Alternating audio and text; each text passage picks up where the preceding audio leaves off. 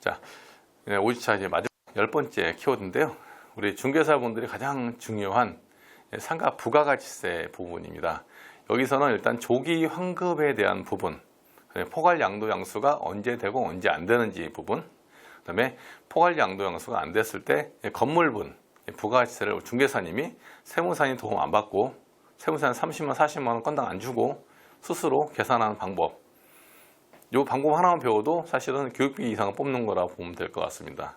그래서 이 부분은 좀 자세히 설명해 드릴 테니까 정확히 알아두시면 중개사님들이 어디 가서 뭐 매매 계약한다든가 그럴 때 뭐 크게 문제없이 진행이 될 거라 생각되고, 사실 이 부분 한번 설명 제가 드릴 때는 이러고 설명이 이해가 되겠지만 고객과 상담하다 보면 이분이 혼동이 많이 와서 혼동 3번, 4번 막 반복하다 보면 시간이 지나서 아마 이 부가가치세라는 부분이 정리가 싹 될 겁니다. 그 전까지는 많이 혼동스러우니까 계속적으로 많은 판례 같은 거, 사례 같은 걸 다뤄보면서 부가가치세만 완전히 정복하신다 하더라도 우리 중개사님들이 아마 주변에 다른 부동산들이 뭐 급할 때 요청하는 그런 케이스가 많이 생길 겁니다. 그래서 이 부분은 좀 더 정확히 좀 알아두시면 좋을 것 같고요.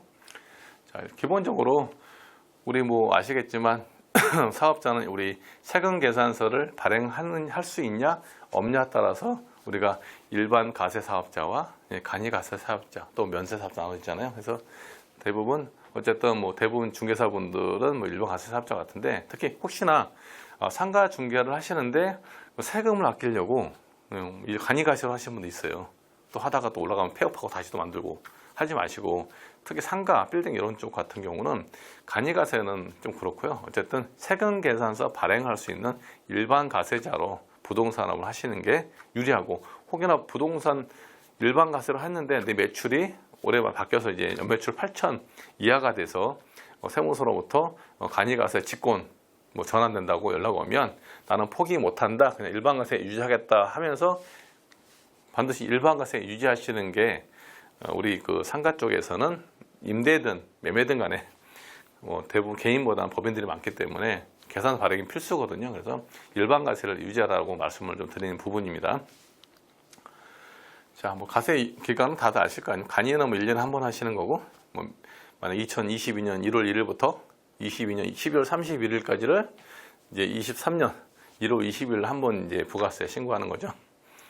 그다음에 우리 일반 가세자는 1년 2번이겠죠. 1월 1일부터 6월 31일 거를 7월 25일까지 신고 납부하는 거고요.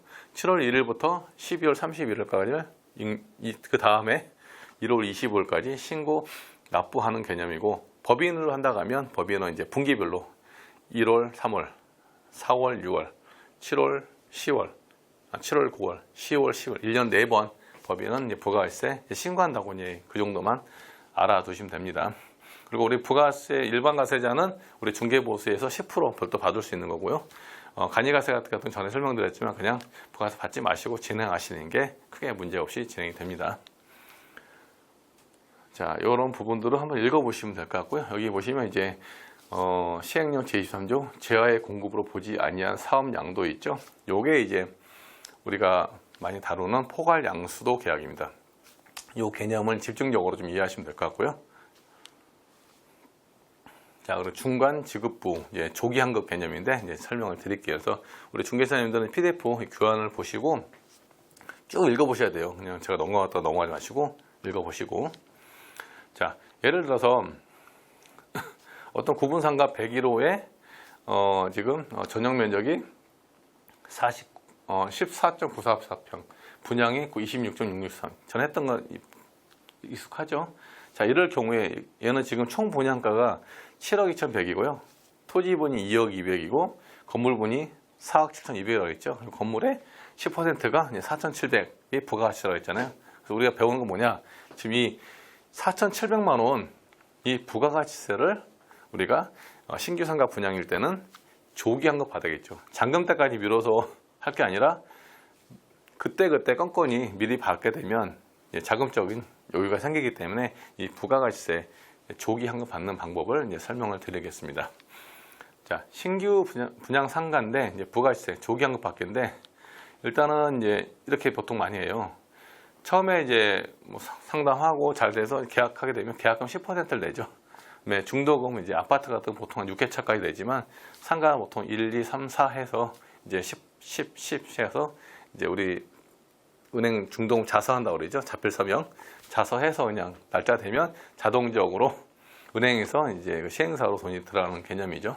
그리고 이제 잔금 때 중공라 잔금 때 나머지 여기 같은 경우는 이제 50% 내는 개념인데 이런 경우에 신규 상가에서 조건이 있어요. 자, 조건이 뭐냐면 일단 이 계약부터 잔금까지 6개월 이상의 텀이 있어야 돼요. 그리고 또 하나가 엔드 중간에 분할 납부금이 있어야 돼요. 중도금 1회차, 2회차. 그러니까 중도금이 없으면 안 되고 계약부터 잔금까지 6개월 이상 엔드 그리고 중간에 중도금이 있을 때 조기 환급 조건이 된다. 요 개념이거든요. 그래서 1차적으로 계약금을 10%를 내게 되면 기본적으로 우리가 시행사와 계약서를 썼을 거 아닙니까? 그러면 계약하고 나서 우리 수분양자는 20일 내에 일반 임대사업자를 등록합니다. 용어 헷갈릴 텐데 일반 임대사업자 주택이면 주택임대사업자거든요. 상가는 비주거라서 일반 임대사업자예요.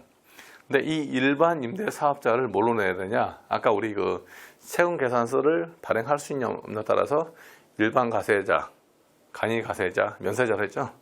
우리는 일반 임대사업자를 일반 가세자로 사업자 등록을 하시는 겁니다. 그래야 세금 계산 발행이 되겠죠. 20일 내야 됩니다. 그러면 사업자 등록증 나왔으면 그 사업자 등록증을 시행사에 메일로 보내주면 그 메일 받으면 그 시행사가 그 받은 사업자 등록증, 그러니까 사업자 등록증에다가 내 이메일 주소를 같이 쳐가지고 보내는 거예요. 사진 찍어서. 그러면 시행사에서 그 사업자 등록증으로 계약금 10% 납부한 금액 있죠. 그걸 이제 세금 계산을 끊어줍니다. 그러면 나한테 메일이 와요. 올 때 이제 두 개가 날라와요. 하나는 그 건물분에 아까 건물분이 4억 7천이 했죠. 4,700에 대한 세금 계산서가 날라온 거고요. 토지는 우리가 부가세가 없어요. 그럼 토지는 세금 계산서가 아니고 계산서가 아까 2억 2백인가? 2억이 나와요. 그러면 우리는 이제 토지 계산서와 건물 세금 계산서를 출력해 가지고 그걸 가지고 어디 가느냐? 이제 세무서를 가요. 세무서 갈 때 내 환급받을 통장이 있죠. 통장하고 내 신분증하고 그다음에 분양계약서 있어야겠죠. 분양계약서 그다음에 계산서 지금 세금 계산서 뽑은 거랑 계산서 뽑은 거랑 가지고 가서 거기서 이제 조기 환급하러 왔다 하면 요즘에 세무사 치고 너무 친절합니다. 거기 다 설명해 주면 거기 있는 신청서대로 쭉쭉 쓰면 됩니다. 쓸 때 거기 이제 토지분 쓰는 게 있고 건물분 쓰는 게 있어요. 그래서 가져가시는 소리예요. 그걸 보고서 신청하게 되면 예를 들어 오늘이 지금 22년 9월 지금 5일이에요. 그러면 9월 말일까지 9월 말이죠. 9월 5일이면 다음 달 10월 25일까지 이 조기 환급 신청을 하는 거예요. 그리고 10월 25일 지나서 이제 마감 끝나고 가세금 끝나면 그때 기준에서 한 10일이나 15일 정도 사이에 내 조기 환급 신청한 통장으로 아까 4,700만 원이 이제 입금이 됩니다. 그게 조기 환급입니다. 그런 식으로. 예, 되셨죠? 그래서 그 달 다음 달 25일까지 신청하면 가세 기간 25일 끝나면 그 다음부터 이제 보름 내에 이제 돈이 들어오는 구조로 되어 있고, 반대로 이제 중도금 같은 경우는 고객 우리 좀 헷갈리는 분도 있는데, 중도금은 계약금은 내가 현금을 냈으니까 받는 게 맞는데 중도금은 내가 돈을 안 내잖아요. 안 내고 은행에서 그 지정된 날짜마다 보통 3개월 단위마다 은행에서 시행사로 입금이 된단 말이에요. 그럼 내가 안 낸 돈이기 때문에 이 중도금 부분은 내가 조기화 받지 않다고 생각해요. 아니에요. 똑같아요. 중도금도 1회차 돈 빠져나갔으면 그때 시행사에서도 계산서 달라고 받아서 똑같은 절차로 그때 가서 또 10% 환급받고 또 환급 똑같은 식으로 진행하는 거 이렇게. 그러다가 이제 잔금 때 되면 마지막으로 똑같은 방식으로 잔금 다 채웠을 거 아니에요. 잔금 치면 이제 50%에 해당되는 그 금액 있죠. 예, 그 금액에 조기 환급을 받는 개념입니다. 그래서 총 부가세 3,700일 하면 이때 470만 원, 470 받고 이때 50%인 한 2천, 한 2, 300 받겠네요. 그래서 토탈적으로 부가가치세를 내가 4,700만 원을 환급 받는 거예요. 그럼 실제 나는 이 상가를 7억 2,100이 아니라 6억 7,400에 사는 상가입니다. 그렇죠? 그래서 우리 중개사님들이 혹여나 이런 신규 분양 상가 같은 경우 있죠? 이런 거는 우리 실거래 신고하죠. 실거래 신고할 때 금액 자체를 분양권이나 신규 상가는 우리 부가가치세 포함가 있죠. 그러면 매매가를 7억 2,100으로 실거래 신고를 하셔야 됩니다. 그래서 7억 2,100으로 우리 신고 필증을 받아서 잔금 때 소유권 이전할 때 법무사 사무장한테 그 신고 필증을 7억 2,100짜리를 주셔야 돼요. 하지만 만약에 일반 매매인 거예요. 일반 기존의 상가, 기존의 공합빌딩인 걸 샀을 때는 이런 경우면 실거래 신고할 때는 부가세 포함이 아니라 부가세 빼버리고 순수한 만약에 6억 7천이다. 그러면 부가세 빼버리고 6억 7천으로 신고된 부동산 거래 신고 필증을 받으셔서 그걸 잔금 때 법무사 주면 됩니다. 그래서 그렇게 진행을 하셔야 되는 개념이고, 그러니까 분양권도 마찬가지고요. 분양권은 분양 포함입니다. 이것도 헷갈리신 분 많더라고요.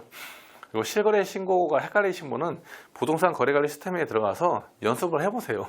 연습해보시고 잘 모르겠으면 거기 각 지역마다 담당자 있잖아요. 토지지적가에 전화하면서 갖고 연습해보셔야 돼요. 해보셔야 실수 안 하고, 내가 또 실거래 신고하다가 좀 약간 애매한 게 있다. 그럼 그 비고란이 있거든요. 뒤에 비고란에 그냥 말로 쭉 설명해 주세요. 자, 여기는 순분양가 6억 7,200이고 부가세 4,700에서 7억 2,100 상가입니다. 그래서 나는 지금 부가세 포함가로 신고했습니다. 이런 식으로 하면 담당자가 읽거든요. 그럼 담당자가 오해를 안 하겠죠. 그런 식으로 실거래 신고도 좀 잘 하셔야 됩니다. 그리고 실거래 신고는 우리 매도 쪽 부동산이 신고하는 거죠.